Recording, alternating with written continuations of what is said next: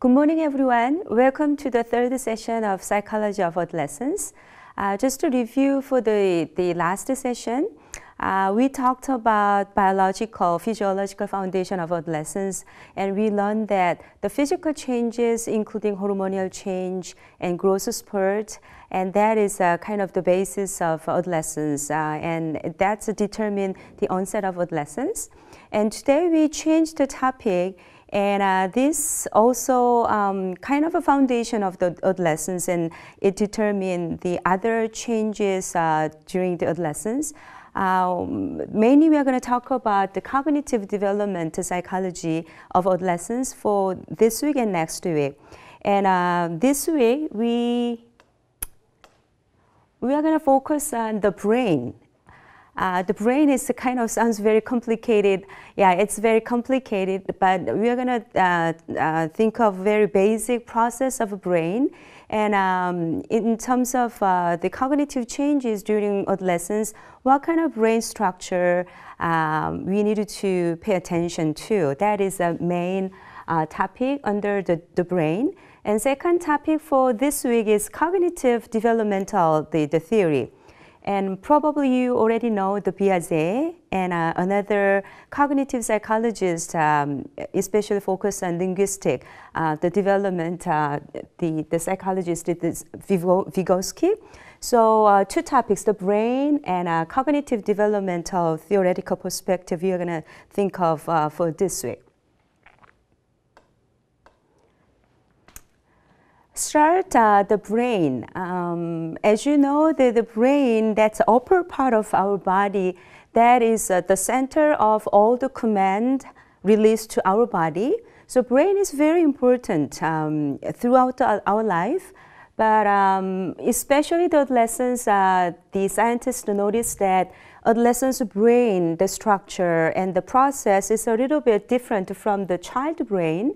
And also, we also know that adolescence, the time the brain is still growing. So that, see how the brain works. It's a kind of the basic concept to understand the brain structure. Neuron, that is the nerve cell, particular name of the nerve cell we call the brain, the neuron. That is the basic unit of nervous system.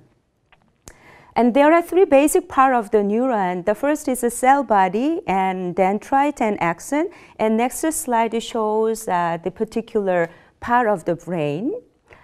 This is just one neuron. Actually, the neuron in our brain is very small. We cannot see it. But if we can maximize the size of the neuron, this is the basic structure. And you remember that it's cell body is one part of the neuron system, cell body, it's a center. And then the dendrite, that is a second part of the neuron. And then axon, that is a third part of the brain. And in terms of the information, the process coming to this from another neuron, probably over here, and those information are carried down to the other neuron. So as you see that the dendrite, that is a receiver of the information from the other neuron, and then goes down. So from the axon, those information going to the neuron. So this is a very basic unit of the neuron. So just a summary of each part of the neuron. As I told you, the dendrite, that is a receiving part of the neuron. So it's coming the information like there is a very the threatening figure showing, then the dendrite to receive those information from our the visual, the organ. And then axon, that is the other part of the neuron is carrying information away from the cell body to the other cells. And then Melanin shells, that's increasing the speed. So the axon goes to down, and that area it's determine the speed, how fast the information going down and forth, and that is determined by this area. And then synapses, that is a very important part of the neuron. That is between the neurons. So the synapses is that this is one neuron and there is one neuron. It's not actually connected to each other. There is some gap. There is a space here, and we call this area as a synapses.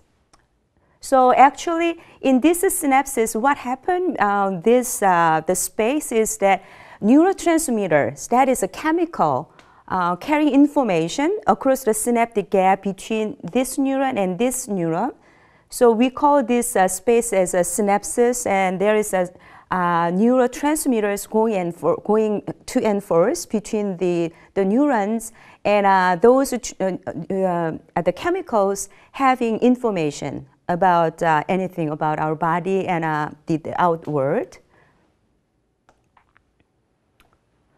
So those each neurons are connected in precise way, and then they form various structures of our brain. And our brain have the structures, and then those structures, of course, are composed of the many different kinds of neurons, and they share information, going back and forth and carrying the information from our body to the organ, sometimes from our organ to our brain. All the neurons are carrying the information, and then those neurons are composed of our brain structure. These are the main structure of our body, and next slide I want to show that actual location of the structure. This slide shows the location of the structure of the brain. Actually, other structures also existed, but I will just focus on three major structure of the brain. Start with the amygdala. Amygdala, that is more governs of our emotions. So this amygdala, that is developed the earlier than this part, prefrontal cortex. This is more governed judgment. So this is a more cognitive process, and this is more emotional process and governed by this particular structure. And as you know that our the process comes first, then our judgmental process. For example, if you see that the big bear is very threatening and you're scared of the bear, and how we make a decision to deal with having the big bear comes to you and you are very threatened. And probably you run away to protect yourself. But to make of those decisions, probably first your emotional reaction comes first before you are making the judgment of the situation. This is very dangerous, all right? So if you have a more judgment process comes first, then probably you already eaten up by the bear because the behavior decision too late to run away from the situation.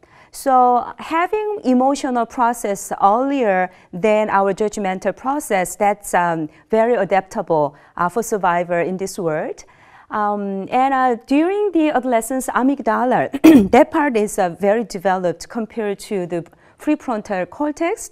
And maybe this kind of the brain structure, the development during adolescence can explain that why the adolescents, they are emotionally so fluctuated and they have mood swings too often. Maybe because their brain, this particular part of the amygdala, they have a very active process during the adolescence, and that's why. And the last structure of the brain, this picture shows corpus callosum.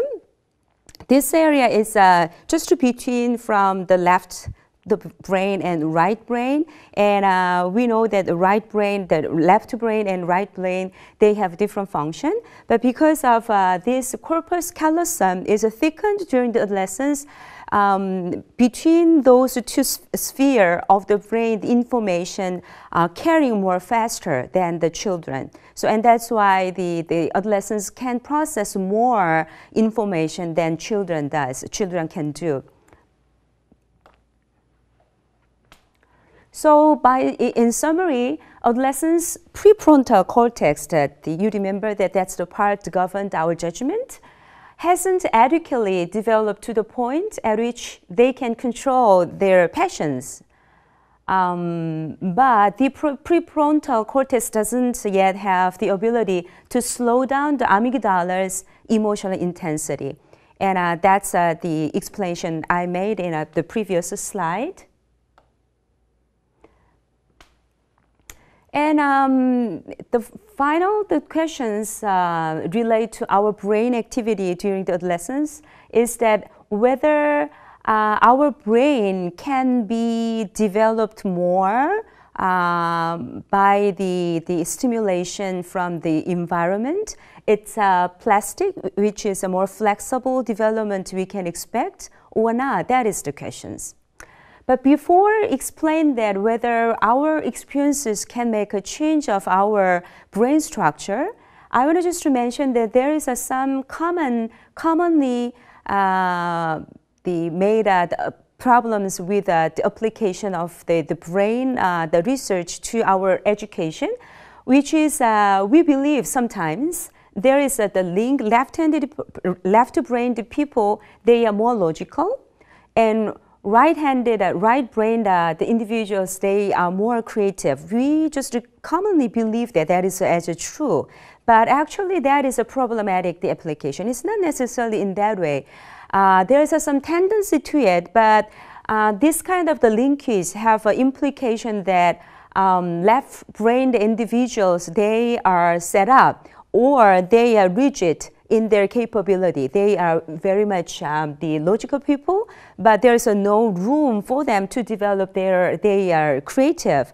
So those implication actually is wrong, the implication. Even though there is some tendency of left-brained and right-brained people have a certain aptitude and certain talent they show more easily, but it's not rigid application. It's not as actually true. And another problematic application, I can say, there is a belief that most of the key changes in the brain occur before the adolescence, meaning that after adolescence, maybe we cannot have any room to have high intelligence the activity because it's already the governed and it's already determined. But actually, that's also wrong application of the brain research. The research on the plasticity of the adolescent's brain and the continuing development, they, on the contrary, suggest that there is the education can considerably benefit adolescents, meaning that if we provide a good, adequate education, in that way, if adolescents have good experiences, they can have influence on the brain structure or brain activity. So even though our brain structure has a certain tendency, but reverse the way of influence from our experiences can have influence on our brain structure is still the possible. And especially the adolescents, that's still the potential room for the development of our brain. So even though there is a lots of researches has conducted to explain that how the brain have determined our behavior or our capability, but to understand that the adolescents, the brain structure, we still needed to understand that there is the room and potential of the educational contribution to the brain structure, the development. Okay, our second subject for today is the cognitive developmental psychology. And the two major theories is Piaget and Vygotsky. And start with the Piaget. And actually, he's the very big figure of developmental psychology, and his main focus on cognitive process, how we cognitively understand our experiences and our world. That was his major focus. And as you know that his the research mainly conducted with his the children. So he just sit down when his kids play, and he observed how they play to each other, and he just observed how his own children explore the world. And based on his observation of his own children, he developed these amazing theories, and that's why we call his the genius people. Anyway, to start with the cognitive process schema, that is the first concept you need to understand. The schema is the framework. So if you have the plus schema, then if you have a certain number, then maybe you can use the schema to organize the information. All right? So there are different kinds of different level of so schema is the people have to understand the cognitive the things. And assimilation and accommodation, that is the major mechanism to organize and to develop the schema. The first, our reaction to the word is assimilation, meaning that we're trying to change the information to fit in our existing schema. So, for example, if there is many the apples there, so you can just count the apples 1, 2, 3, 4. But if there is too many the apples, then maybe you can group of the apples and use the plus, adding the schema to understand that. But accommodation is necessary in the situation if the information it's no more can be changed to adapt to our existing the schema, then you have to change your schema. For example, there is too many apples. There is no way you can use just addition, the plus, the concept that the schema of the plus. Then probably you need to develop the multiplication, the schema to understand the situation, to adapt the situation. That is accommodation. So assimilation and accommodation, that is a major, the mechanism to adapt the word. So we call that these two, the major mechanism, assimilation and accommodation, that is the two major mechanism of the adaptation. And equilibrium, that is a final goal of our adaptation. And how we decide whether we needed to develop new schema or we can just change the information to fit in our existing schema is that the level of equilibrium. The Piaget explained that actually his theory based on biological theory, our body and our cognition, that is more organismic kind of the process. So we wanted to have a balance. So we don't want it to have a too complicated or too simple. It's kind of we want to have a balance. It's not too much or too little. So that is called the equilibrium situation. And Piaget also, he suggests that 4 different levels, 4 different stages of cognitive developmental. First one is a sensory motor and pre-operation and concrete operation and formal operational stage. He divided and based on the ages. And I'm not going to go over each stages, but more focus on formal operational stage because adolescents, they are supposed to belong to the formal operational stage because the Piaget says that after 11 years old, through the adolescence, people shows that certain characteristics we can expect of the people belong to the formal operational stage. So let's see the characteristics of the formal operational stage. This slide says it. First, the adolescents, they can think abstractly, abstract thinking, and then idealistic thinking, and also they show more logical thinking. Before the children, they cannot deal with the abstract idea. They wanted to have a more concrete idea. So, for example, they cannot understand the love as an idealistic, the abstract concept.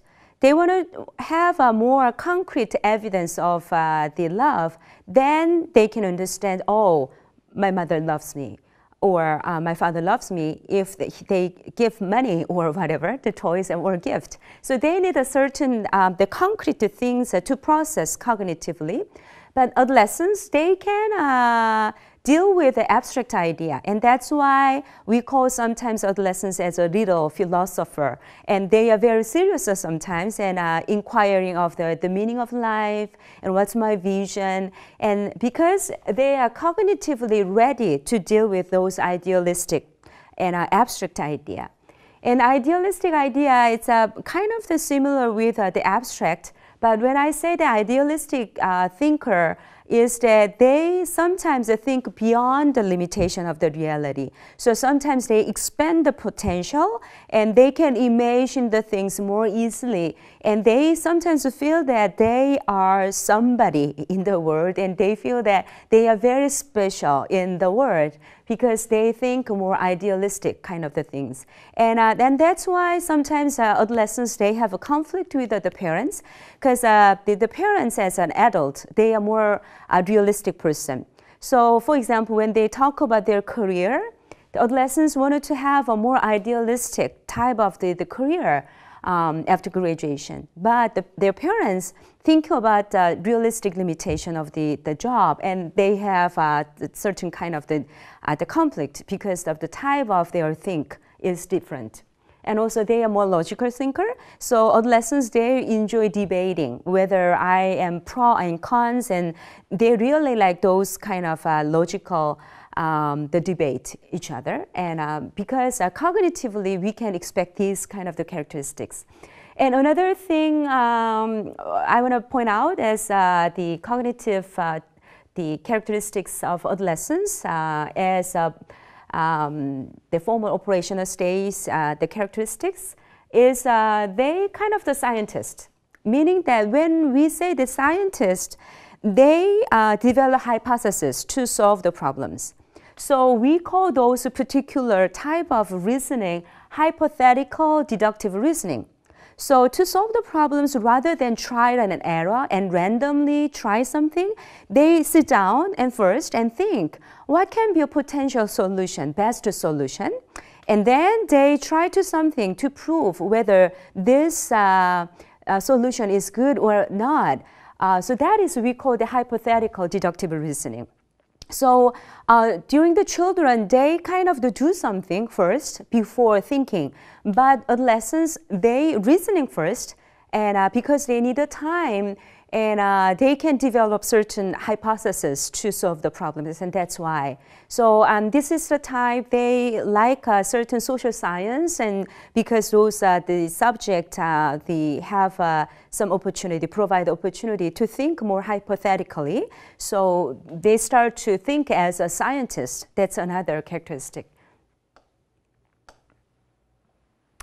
Evaluation Piaget theory, there is a lot of good things about. As I told you that he's a giant and genius in terms of the methodology, using the observation. And also he viewed the children very actively. And he believed that people are very constructive thinker rather than just receiving the information from outside. That's a very positive side of it. And then he pointed out that the children needed to make their experiences fit the schema. So he focused on the activity of schema to understand the cognitive process. That is another thing. And also he believed that the develop is a series of partial accomplishment rather than just one-time things. Because intuition, people believe that the learning occurs just one time very suddenly. But he believed that our learning and concept developed through the series of the partial accomplishments. It's a gradual development.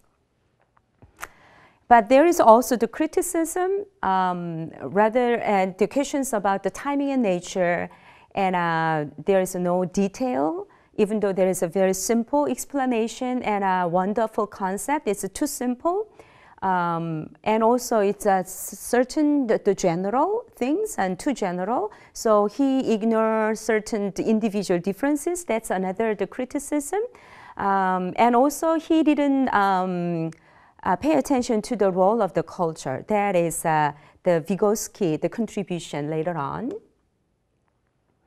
And another part I want to just emphasize of the cognitive development beyond the Piaget theory is that we see that after formal operational stage, we see that more developed the cognitive, the process we can observe, which is more realistic and pragmatic thinking.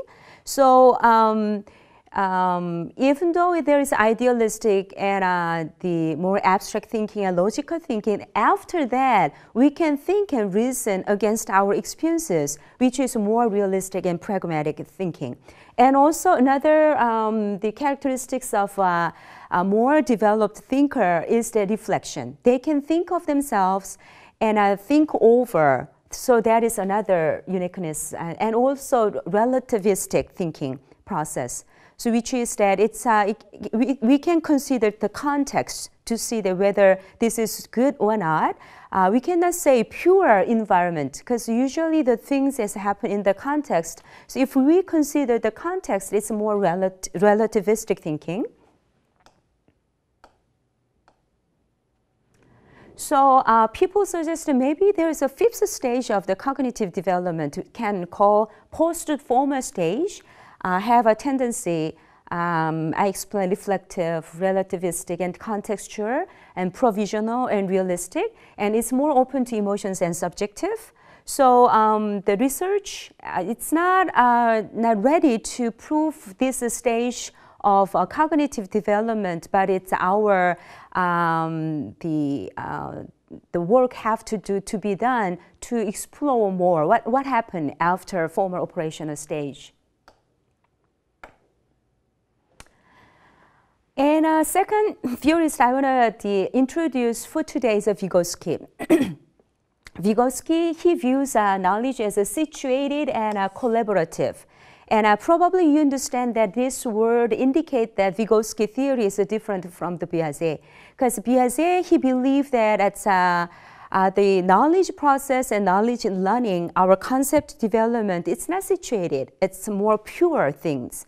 And also, he didn't mention about the collaboration. It's kind of individual. They explore the environment and they construct their own knowledge. So this is new things the Vygotsky suggests that.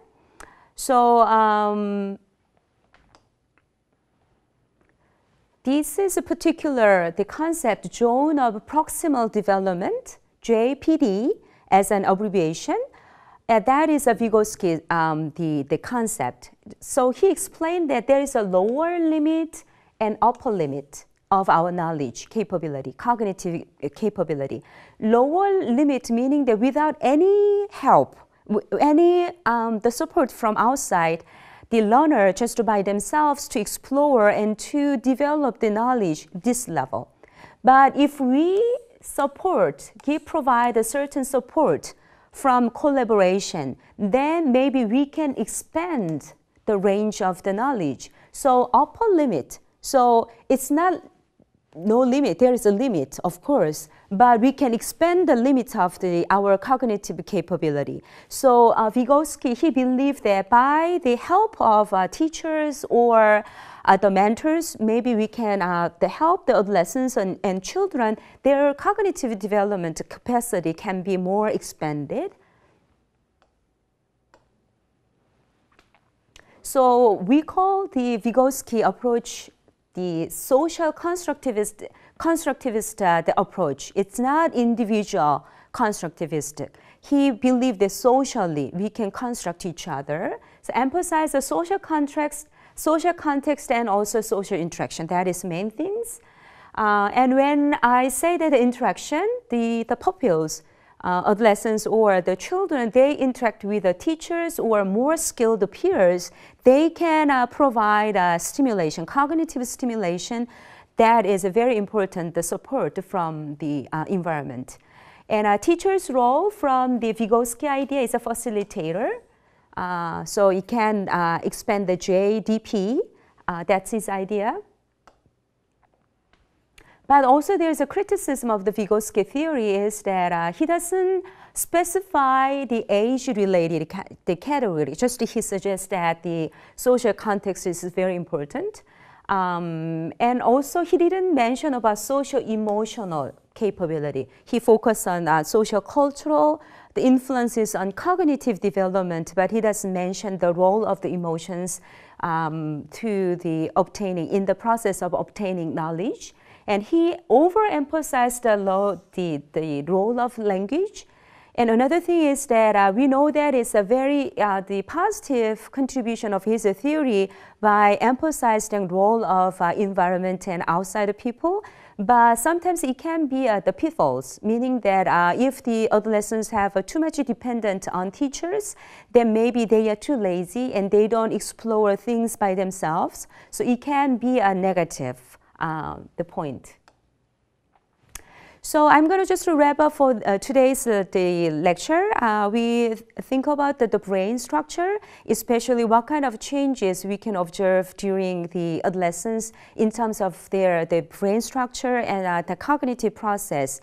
And also we thought about the Piaget and Vygotsky, the cognitive developmental, the theory, and you have to understand that the formal operational stage, particularly, the Piaget suggests that adolescents, they belong to that stage. So the adolescents can have a certain unique characteristics in terms of their thinking and in terms of the way they understand the world. It's based on those formal operational stage thinker.